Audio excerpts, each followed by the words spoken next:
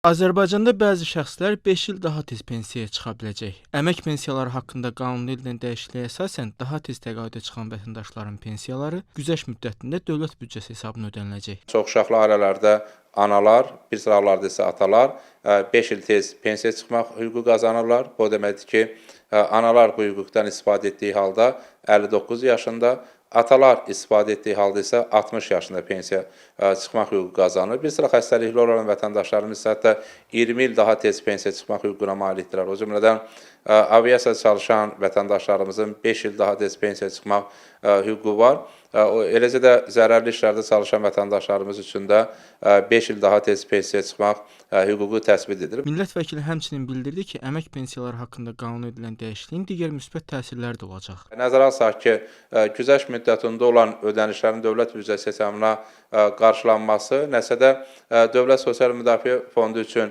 yeni bir imkandır.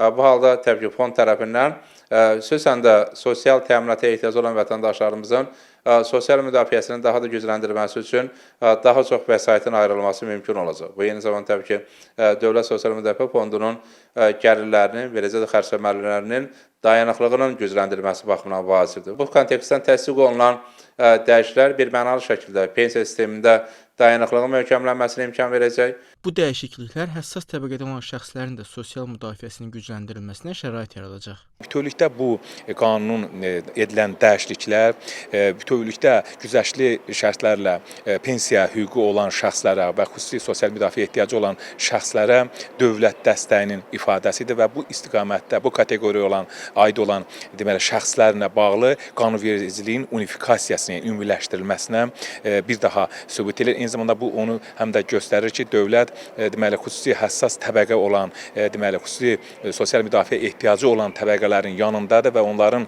pensiya kapitalının formalaşmasında və pensiya hüququnun yaranmasında, özəlliklə də sosial müavinət hüququnun yaranmasında, çatışmayan pensiya kapitalının formalaşmasında dövlət büdcəsinin hesabına deməli dəstəklənməsi ifadə edir. Qeyd edək ki, sözügedən dəyişikliklər 2025-ci ilin yanvarın 1-dən qüvvəyə minmiş hesab olunur.